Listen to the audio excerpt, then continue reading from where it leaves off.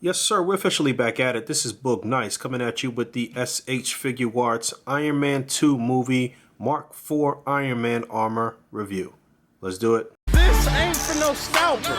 You a scalper? Then fuck out shit.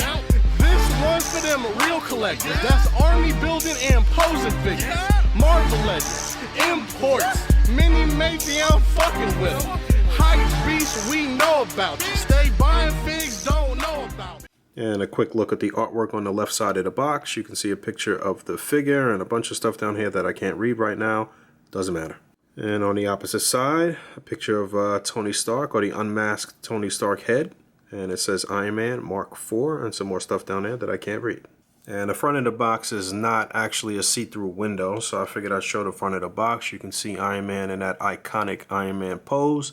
Let's get this guy out. So I got the Iron Man 2 movie Mark IV Iron Man armor out of the package here, and no big surprises here. I mean, actually there are a few surprises here, a few things that should be very attractive to SH Figuarts collectors, Iron Man collectors, collectors of the MCU figures from Bandai Tamashii Nations, but SH Figuarts always does a really good job with their Iron Man armors. I never really have too many complaints. They tend to do a really good job with any type of mechs, honestly. Anything that's a robot or a suited human or whatever the case may be, they tend to do a really good job. So no surprises here as far as that's concerned. Everything looks very clean. He looks good. This is a series of Iron Man armors that Bandai has been putting out, where they are trying to help you build your Hall of Armor, at least as far as the armors are concerned, with Mark 1 through 7. So as of right now, when this figure drops, we have Marks 2 through 5, or 2 through 6, I believe, if I'm not mistaken, and we're just missing 1 and 7. I'm doing this, I'm freestyling this off the top of my head. Some pictures should be popping up here. So I believe we're just missing Mark 1 and 7 to have 1 through 7 and have the Hall of Armor pieces. A few of them came with the Hall of Armor pieces. Obviously, this figure did not. You already saw the box. So you had to buy a couple of the Hall of Armor pieces separately. So they got you on the hook for quite a bit of money if you wanted to build a little Hall of Armor display. And I'm all in. I'm waiting for them to drop 1 and 7, or even announce when 1 or 7 will be released. But yeah, let's look at his accessories.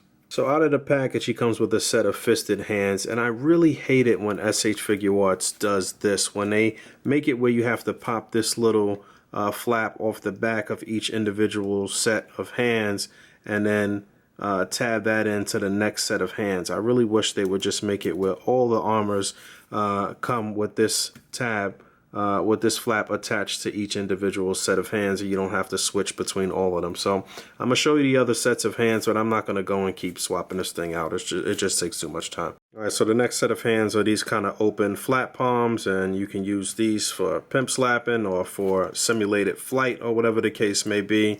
And these popped on with no issue, no problem there. And then he's got a set that are open with the fingers slightly spread. And then he's got another set that are open with the fingers slightly spread, but these have little pegs on the front, so obviously you can tap on his repulsor blast. So you get 2 of each of these. You get this more elongated one and then this shorter one. And obviously you can mix and match and do 2 long or 1 long and 1 short like you see here. I believe this shorter one is actually supposed to be to simulate him kind of like trying to slow down, kind of trying to even him out when he's coming down too fast, or when he's trying to stop from being pushed back or something like that. But obviously, you can do what you want when you start displaying them and putting them together on some displays and what have you. I mean, it's up to you. But these look fine. And then he also comes with these little boosters that are supposed to attach to his feet. And those are cool. Obviously, they'll look really good when you're trying to simulate flight. But again, I do feel like these smaller effects for the hands are supposed to be simulating him trying to like slow down or what have you. But again, like I said, you can use it either way you want. And obviously, this all looks good when it works in tandem and you get them flying. So that looks cool. And then it should be noted what they label as an expansion part. There's 2 here on the back on his calves here, so these can come off, and then this one here that kind of wraps around the shoulder and on the back. Both of those can be removed, and then you can add on some other parts here. And there's a look at all of that working together.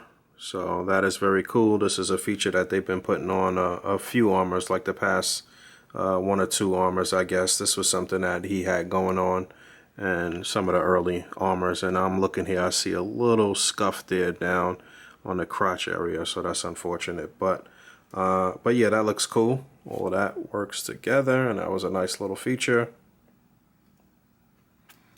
And you can see from the front. And then aside from all of those accessories, you still got a couple of things here. You got 2 interchangeable unmasked heads, so I'll get into those. You have to actually swap out the neck in order to switch on the other heads. And then he has one more accessory that I'll show after that. So just taking a close look at this particular helmet and this particular head sculpt. It looks good. Looks pretty accurate to the movie as far as I can tell. And there's a look down in there at the peg. And that's the head and neck removed. And then you can pop on this part. Let's see if that's actually secure. I guess it is. And boom, this is one of the major attractions of this figure. You get one unmasked Tony Stark head. He's got a little bit of a 5 o'clock, I wouldn't say a 5 o'clock shadow. He's got a little bit of stubble there. I have to compare this one to the Tony Stark head that we got on the Tony Stark that came with the Mark 42 parts, which I'll break out shortly. But I think they did a pretty nice job on this. They refuse to stop putting these gold highlights in the hair of all of their figures, but you know, it's not too overdone here.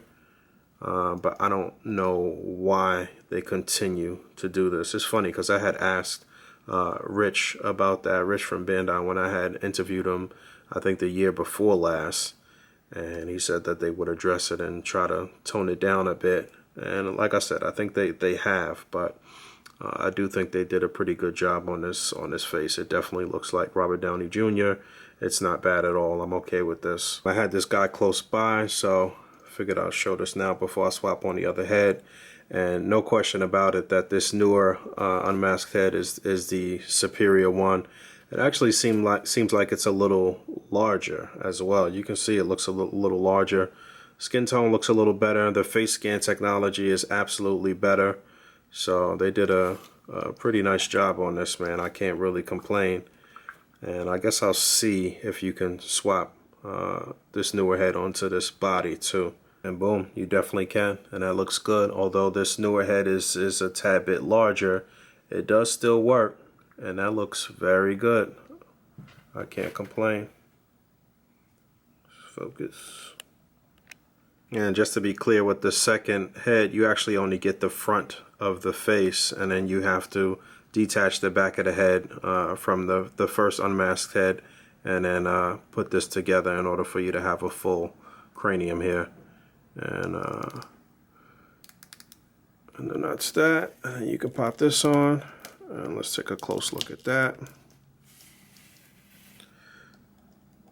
If we could focus here.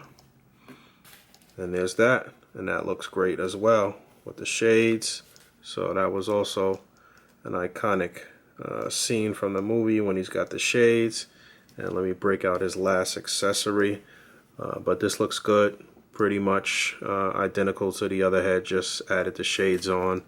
You got to really get this plugged in so you don't see that line through the head, but I do like this a lot. His final accessory is this box of donuts. So it's 4 donuts in there, and actually all of the donuts are fixed in the box, so you can't take them out, unfortunately, but it's cool. It's a very nice touch. It's a nice ode to the movie and to that scene where he's eating the donuts at the end of the movie with the shades and all of that. So that was really, really cool.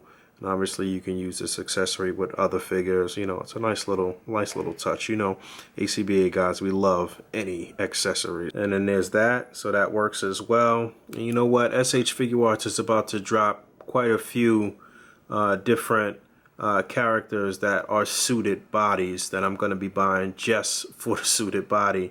And I'll be trying to pop this head on there. Hopefully that'll work. So we'll have Tony Stark in a suit as well, because who knows if they'll actually put out a suited Tony Stark. So I'm hoping that'll work. We got, I believe, up to 3. There should be at least 3 different options for suited bodies coming out from SH Figuarts. So a couple of them are quite expensive. Some of this stuff should be popping up on the screen. But and just taking a look at his deco and articulation, and one pretty standard articulation for Iron Man armor. You know what you're getting here if you've ever purchased the SH Figuarts Iron Man armor. You can see a look at the arc reactor there, and like I said, everything looks clean aside from that one little paint imperfection I saw. Maybe a couple of little scratches here on the top of the helmet here, but everything looks very, very good. I thought the Mark IV armor was nice. So head is on the ball joint. As you saw, the head and neck move independently of each other, but you get a very nice range of motion on the head, and you know, he can look all the way up, which is absolutely important for flying characters. I always say that. Shoulders on the ball joint. The shoulder flaps are a separate part, so you can get those out of the way. You can do a full 360. You actually get a simulated butterfly joint here as well. There's a very nice range of motion on the shoulders.